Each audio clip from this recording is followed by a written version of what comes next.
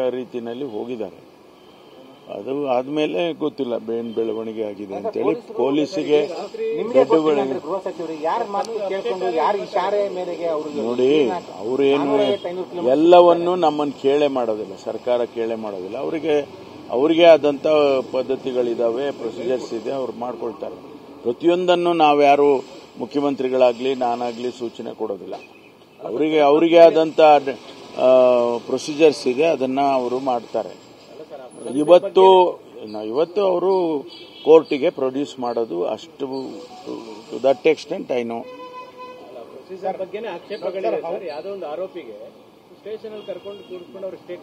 ನೋಡಿ, ಅದನ್ನ ಹಿಂಗೆ ಮಾಡಬೇಕು, ಈ ಪ್ರೊಸೀಜರ್ ಹಿಂಗೆ ಮಾಡಬೇಕು, ಹಂಗೆ ಮಾಡಬೇಕು ಅಂತ ಯಾರು ಹೇಳಕ್ ಹೋಗೋದಿಲ್ಲ. ಅವರು ಆ ಸಂದರ್ಭಕ್ಕೆ ತಕ್ಕನಾಗಿ ಏನ್ ಮಾಡಬೇಕು ಅದನ್ನ ಮಾಡಿರ್ತಾರೆ. ಗೊತ್ತಿಲ್ಲ ನಮ್ಗೆ. ಜನಪ್ರತಿನಿಧಿಗಳಿಗೆ ಪೊಲೀಸ್ ಸ್ಟೇಷನ್ ಕಸ್ಟಡಿಯಲ್ಲಿ ಇದ್ದಾಗಲೇ ಸರ್ ತಲೆಗೆ ಏಟಾಗಿದೆ ಸರ್. ಖಾನಾಪುರ ಪೊಲೀಸ್ ಸ್ಟೇಷನ್ ಒಳಗಡೆ ಏಟಾಗಿದೆ ಸರ್. ಗೊತ್ತಿಲ್ಲ, ನನ್ನ ಮಾಹಿತಿ ತಗೊಳ್ತೀನಿ ಸರ್. ಸ್ಪೀಕರ್ ಅಥವಾ ಚೇರ್ಮನ್ ಅವರ ಪರ್ಮಿಷನ್ ಇತ್ತ ಅವ್ರಿಗೆ ಅರೆಸ್ಟ್ ಮಾಡುವಂತದ್ದು? ಯಾಕಂದ್ರೆ ಹೌಸ್ ಇತ್ತು, ಅವ್ರ ಕಸ್ಟೋಡಿಯನ್ ಅಲ್ಲ, ಅವರು ಕಸ್ಟೋಡಿಯನ್ನು ಅದೆಲ್ಲ ಅವರಿಗೆ ಅವ್ರ ಹತ್ರ ಮಾತಾಡೇ ಮಾಡಿರ್ತಾರೆ.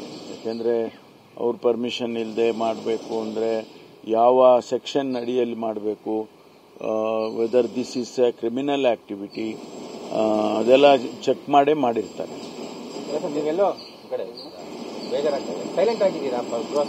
ನಾವು ಸೈಲೆಂಟ್ ಆಗಿರೋದಿಲ್ಲ ರೀ. ಕೆಲವು ವಿಷಯಗಳನ್ನ ನಾವು ಡಿಸ್ಕ್ಲೋಸ್ ಮಾಡೋದಿಲ್ಲ. ಸೈಲೆಂಟ್ ಆಗಿ ಹಾಕಿರ್ಬೇಕು. ಸರ್ಟನ್ ಥಿಂಗ್ಸ್ ವಿಚ್ ಪೊಲೀಸಿಗೆ ಸಂಬಂಧಪಟ್ಟಂತ ಅನೇಕ ವಿಚಾರಗಳನ್ನ ಪಬ್ಲಿಕ್ ಡೊಮೇನಿಗೆ ಹೇಳೋದಿಲ್ಲ. ಅದನ್ನೆಲ್ಲ ಕಾನ್ಫಿಡೆನ್ಷಿಯಲ್ ಮ್ಯಾಟರ್ಸ್ ಇರ್ತವೆ. ಇದು ಪೊಲಿಟಿಕಲ್ ಆಗಿ ಉತ್ತರ ಕೊಡ್ತಾ ಇದ್ದೀನಲ್ಲ.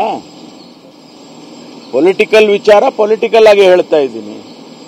ಪೊಲೀಸ್ ಇನ್ಫಾರ್ಮೇಶನ್ಸ್, ಕಾನ್ಫಿಡೆನ್ಷಿಯಲ್ ಇನ್ಫಾರ್ಮೇಶನ್ ಅನ್ನ ಮಾಧ್ಯಮದ ಮುಂದೆ ನಾನು ಶೇರ್ ಮಾಡಕ್ಕಾಗುತ್ತಾ? I am not quite. We know, I was there only. ಈ ಘಟನೆ ನಡೆದಾಗ ನಾನು ಆ ಸದನದಲ್ಲಿ ಇರಲಿಲ್ಲ, ಅಸೆಂಬ್ಲಿನಲ್ಲಿದ್ದೇನೆ, ವಿಧಾನಸಭೆಯಲ್ಲಿದ್ದೆ. ಅದು ಗೊತ್ತಾದ ತಕ್ಷಣ ಅದೆಲ್ಲ ಚರ್ಚೆ ಮಾಡಿದ್ವಿ. ಇದು ಯಾವ ರೀತಿ ಹಿಂಗೆಲ್ಲ ಮಾತಾಡಿದ್ದಾರೆ ಅವರು ಅನ್ನೋದ್ರ ಬಗ್ಗೆ ಚರ್ಚೆ ಮಾಡಿದ್ವಿ. ಮುಖ್ಯಮಂತ್ರಿಗಳು, ನಾವು ಅನೇಕ ಹಿರಿಯ ಸಚಿವರುಗಳು ನಾವೆಲ್ಲ ಚರ್ಚೆ ಮಾಡಿದ್ದೀವಿ. ಆಮೇಲೆ ಅವರು ಕಂಪ್ಲೇಂಟ್ ಕೊಟ್ಟಿದ್ದಾರೆ. ಯಾರು ಲಕ್ಷ್ಮೀ ಹೆಬ್ಬಾಳ್ಕರ್ ಅವರು ಕಂಪ್ಲೇಂಟ್ ಕೊಟ್ಟ ಮೇಲೆ ಪೊಲೀಸ್ ಏನ್ ಆಕ್ಷನ್ ಮಾಡಬೇಕು ಮಾಡ್ತಾರೆ. They will examine weather this attracts the criminal provisions, ಅದನ್ನ ಮಾಡಿರ್ತಾರೆ.